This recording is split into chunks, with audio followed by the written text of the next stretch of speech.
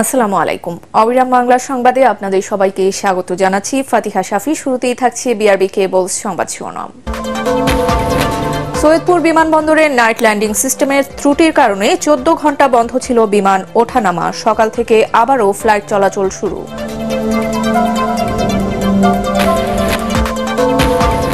সকল বাধা ডিঙ্গিয়ে এগিয়ে যাচ্ছেন শারীরিক প্রতিবন্ধীরা, নিচ্ছেন উচ্চতর ডিগ্রি। সমন্বিত শিক্ষা কার্যক্রম চালুর পরামর্শ বিশেষজ্ঞদের। উন্নয়ন দুর্ভোগে দক্ষিণ খান ও উত্তর খানের বাসিন্দারা। একই সময়ে বেশিরভাগ সড়কে চলছে উন্নয়ন কাজ, দ্রুত শেষ করার নির্দেশ মেয়রের।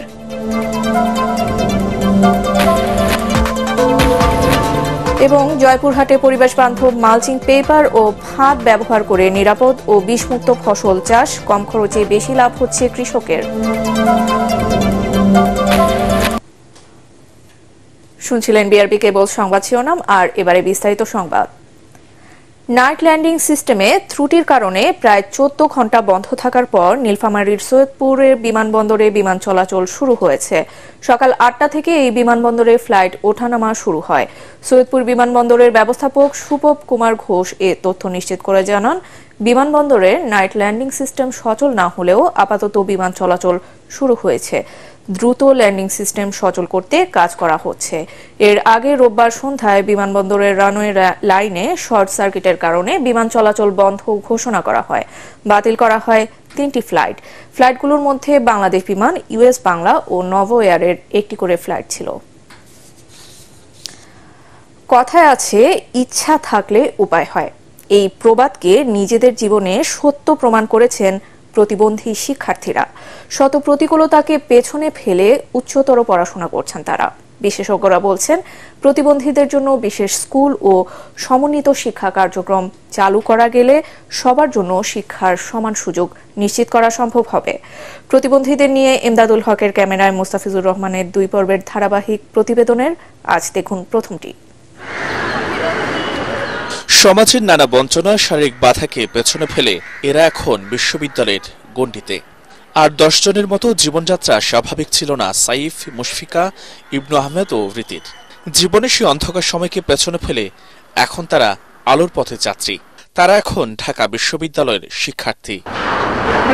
এদের কেউ শারীরিকভাবে অক্ষম, কেউ কালার ব্লাইন্ড, কেউ বা চোখে দেখেন না। শারীরিক এসব বাধাকে উপেক্ষা করে সমানে এগুলো এখনো পথ অনেক বাকি। আর সে পথে বাধাও একেবারে কম নয়। ক্লাসের মধ্যে স্লাইড চলছে, সো স্লাইডটা তো আমি দেখতে পাচ্ছি না। তাহলে স্লাইডটা হচ্ছে যে আমাদের জন্য রিড আউট করে দেওয়াটা যে ইম্পর্টেন্ট। পাঁচতলায় উঠে ক্লাস করা আবার পাঁচতলা থেকে নামা, এটা আসলে অনেক বড় হ্যাসেল। কোনো উইমেন উইথ ডিসেবিলিটিস তখন কিন্তু সোসাইটিতে আরো অনেক বেশি সমস্যা হয়। সোসাইটি আসলে ওইভাবে এক্সট্রা বার্ডেন ফিল করে। দেশ জুড়ে এমন অদম্য শিক্ষার্থীর সংখ্যা অসংখ্য। তাদের সবার রয়েছে সুন্দর জীবনের প্রত্যাশা। ড্রিম ছিল যে আমি এন্টারপ্রেনারশিপে ঢুকি। আমি এই জিনিসটা জানি, এন্ড আমি যদি আরো এটাকে ডেভেলপ করতে পারি, আমি হয়তো এটা ভালো করতে পারবো। পলিসিগুলো ইমপ্লিমেন্ট করা হয়, তখন আমাদের বিষয়টা কখনোই ওনাদের মাথায় আসে না। পরিসংখ্যান বলছে মোট জনসংখ্যার 8 থেকে 10 ভাগ প্রতিবন্ধী। তাদের জন্য বিশেষ স্কুল ও সমন্বিত শিক্ষা কার্যক্রম চালুর পরামর্শ সংশ্লিষ্টদের। এখন যে পিটিআই আছে কিংবা বিএড আছে কিংবা এমএড আছে, এই বিশেষ কোর্সগুলোতে প্রতিবন্ধী শিক্ষাকে অন্তর্ভুক্ত করা দরকার। আমরা অনুকূল পরিবেশ তৈরি করতে পারি, তাহলে প্রতিবন্ধী শিশুদের জন্য 99% শিক্ষা ব্যবস্থা দেওয়া সম্ভব। মানুষের মাঝে প্রতিবন্ধীদের জন্য ইতিবাচক ধারণা গড়ে তোলা ও সচেতনতা সৃষ্টি জরুরি বলে মনে করছেন বিশেষজ্ঞরা। সমাজের অন্য 10টা মানুষের মতো স্বাভাবিক না হয়, চলতে ফিরতে বাধার সম্মুখীন হতে হয় এদের। তবে এসব বাধা বিপত্তি পেরিয়ে আকাশসম স্বপ্ন নিয়ে এগিয়ে যেতে চায় তারা। শিক্ষা রঙে রাঙিয়ে কাজ করে যেতে চান দেশের তরে। মুস্তাফিজুর রহমান, এটিএন বাংলা, ঢাকা। উন্নয়ন দুর্ভোগে ভুগছে রাজধানীর দক্ষিণ খান ও উত্তর খানের বিভিন্ন ওয়ার্ডের বাসিন্দারা। একই সময়ে বেশিরভাগ সড়কের উন্নয়ন কাজ চলায় এলাকা থেকে বের হয়ে কাজে যেতে ভোগান্তিতে পড়ছেন লাখো মানুষ। পায়ে হেঁটে পাড়ি দিতে হচ্ছে অনেকটা পথ। কিছু সড়কে পানি জমে থাকায় হাঁটার মতো অবস্থাও নেই। অসুস্থ রোগীদের নিয়ে বিপাকে এলাকাবাসী। তবে ঢাকা উত্তর সিটি কর্পোরেশন বলছে আগামী নভেম্বরের মধ্যে এসব এলাকার কাজ শেষ করার নির্দেশনা দেওয়া হয়েছে। আরও জানাচ্ছেন ইয়াসিন রানা।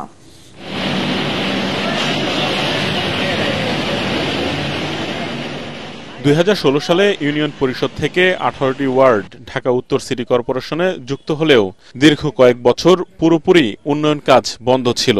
গত বছর অক্টোবরে তা শুরু হলেও দক্ষিণ খান ও উত্তর খানের ওয়ার্ডের বাসিন্দারা ভুগছেন উন্নয়ন দুর্ভোগে। কাঁচকুড়া থেকে কসাইবাড়ি ও চামুরখান থেকে আজমপুর কাঁচাবাজার রেললাইন সড়কে চলছে এই উন্নয়ন কাজ। এছাড়া উত্তরখান মাজার, আশিয়ান সিটি এলাকায় চলছে কাজ। রাস্তা খারাপ, আমরা যে ভিতর দিয়ে যাই এই রাস্তাটাও অনেক খারাপ। মানুষজন বাইরে ঘর থেকে বাইরে একটু কোথাও বাজার ঘাটে যাইবো এটা পর্যন্ত পারে না। রাস্তা কেটে ফেলছে, মানুষ যাতায়াত করতে পারতেছে না। সবচেয়ে বড় কথা হলো আমাদের বিকল্প কোনো রাস্তা তৈরি করে দেয় না। একই সময়ে বেশিরভাগ সড়কে কাজ চলায় বিকল্প সড়কের অভাবে যাতায়াত করতে পারছেন না বাসিন্দারা। ফলে এসব এলাকা থেকে উত্তরা বা বিমানবন্দর যাওয়া কঠিন হয়ে পড়েছে। কেউ অসুস্থ হলে হাসপাতালে নেয়ার মতো রাস্তাও নেই অনেক এলাকায়। ভাঙা রাস্তায় ঘটছে দুর্ঘটনাও। একটা রোগী আজকে একটা বাচ্চা লয়ে আনা পড়ে গেছে। একজন রোগী যে হসপিটালে যাবে সেটার অবস্থা নাই। গাড়ি ঢুকতে না পারায় দোকানে নিত্য প্রয়োজনীয় মালামাল আনতেও ভোগান্তিতে ব্যবসায়ীরা।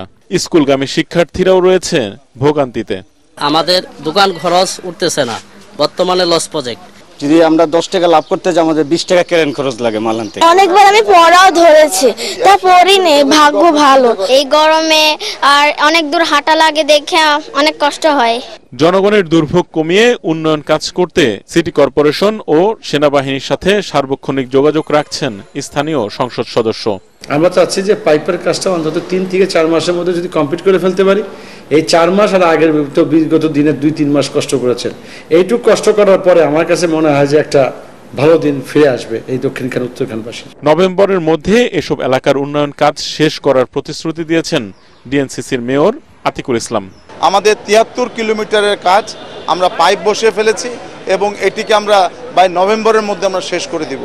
কিন্তু এটি 73 কিলোমিটারের আরো অনেক বড় কাজ, এটি চলমান থাকবে। সামান্য বৃষ্টিতে প্লাবিত হয় এই এলাকা, তাই দুর্ভোগ বেড়েছে কয়েক গুণ। দীর্ঘদিন উন্নয়ন বঞ্চিত রাজধানীর উত্তরখান ও দক্ষিণখানের ওয়ার্ডগুলোতে উন্নয়ন কাজ শুরু হলেও দুর্ভোগ যেন পিছু ছাড়ছে না। তাই বর্ষার আগে চলমান এইসব রাস্তার কাজ শেষ করা কিংবা চলাচলের উপযুক্ত করার দাবি এলাকাবাসীর। ইয়াসিন রানা, এটিএন বাংলা, দক্ষিণখান, ঢাকা। পরিবেশ বান্ধব মালচিং পেপার আর ফাঁদ ব্যবহার করে নিরাপদ ও বিষমুক্ত ফসল চাষ করছেন জয়পুরহাটের চাষিরা। এরই মধ্যে নানা জাতের ফসলে এর সফলতাও পেয়েছেন তারা। এতে কম খরচ আর পরিশ্রমে ভালো লাভও হচ্ছে তাদের।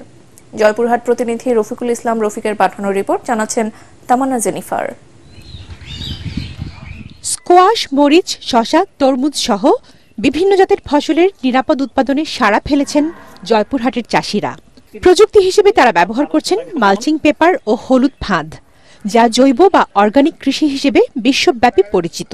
বর্তমানে আমি ফসলে যা ফল আসছে আমার, এতে আমি বিক্রি করার পর হয়তো বলতে পারবো অনেক টাকা আমার লাভবান আমি হতে পারবো।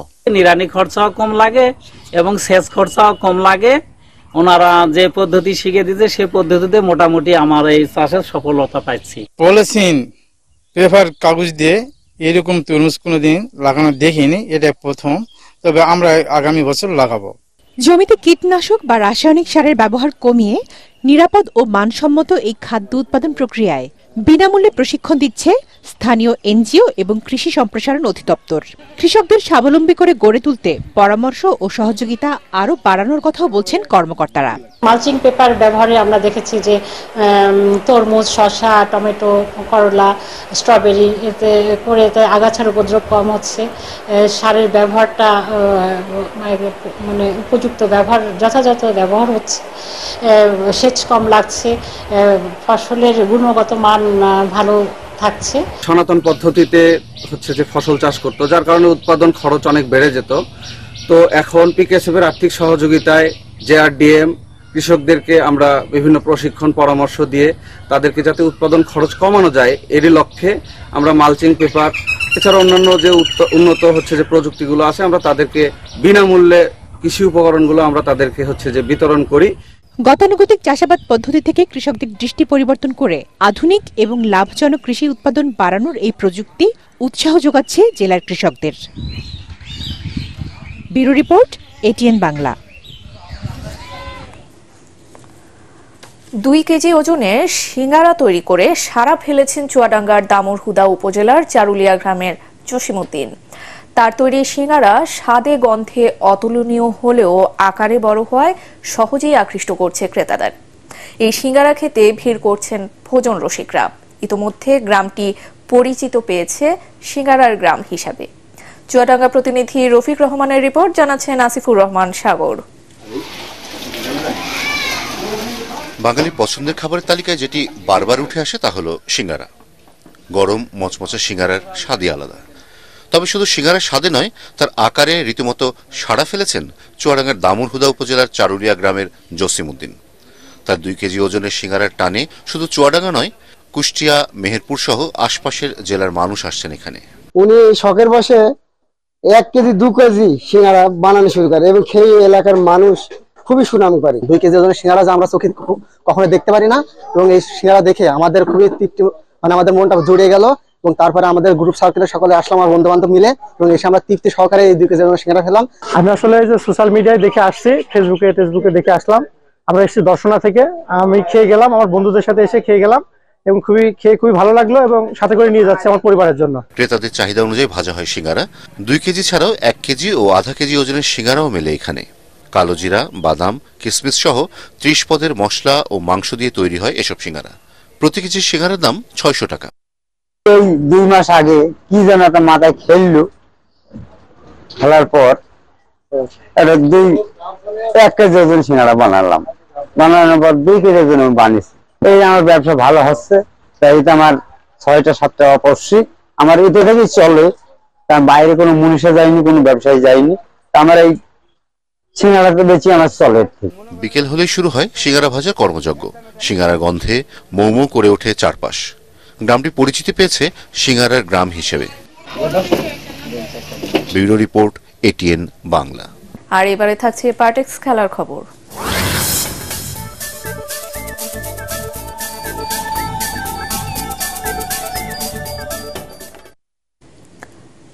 ম্যানচেস্টার ইউনাইটেডকে 1-0 গোলে হারিয়ে প্রিমিয়ার লিগের শিরোপা লড়াইটা শেষ দিন পর্যন্ত জমিয়ে রেখেছে আর্সেনাল। পয়েন্ট টেবিলের 2 থেকে খেলা শুরু করে গানাররা, হারলে ম্যানচেস্টার সিটির চেয়ে পিছিয়ে যেত তারা। ওল্ড ট্রাফোর্ডে শুরু থেকেই অবশ্য এরিক টেন হাগের দলকে চেপে ধরে আর্তেতার দল। তারই ধারাবাহিকতায় লিয়ান্দ্রো ট্রোসারের গোলে 20 মিনিটে এগিয়ে যায় আর্সেনাল।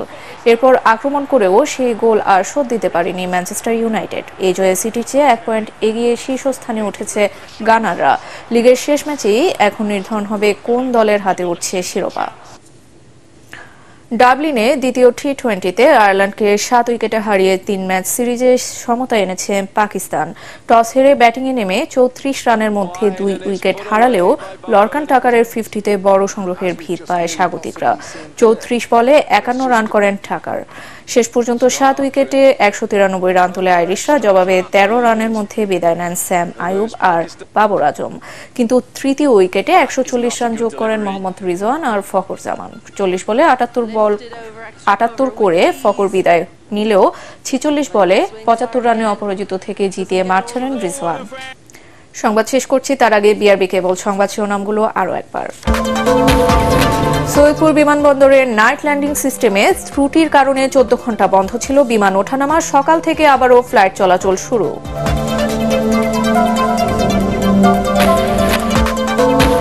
সকল বাধা ডিঙিয়ে এগিয়ে যাচ্ছেন শারীরিক প্রতিবন্ধীরা, নিচ্ছেন উচ্চতর ডিগ্রি। সমন্বিত শিক্ষা কার্যক্রম চালুর পরামর্শ বিশেষজ্ঞদের।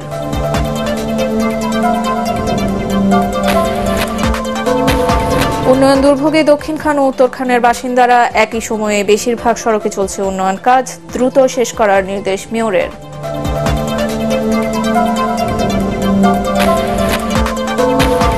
এবং জয়পুরহাটে পরিবেশ বান্ধব মালচিং পেপার ও ভাত ব্যবহার করে নিরাপদ ও বিষমুক্ত ফসল চাষ। কম খরচে বেশি লাভ হচ্ছে কৃষকের। আর এই ছিল এখনকার মতো, রইল পরবর্তী সংবাদ দেখার আমন্ত্রণ। এটিএন বাংলা সংবাদ ইউটিউবে দেখতে ব্রাউজ করুন, youtube/ATN বাংলা নিউজ। সাথে থাকার জন্য ধন্যবাদ।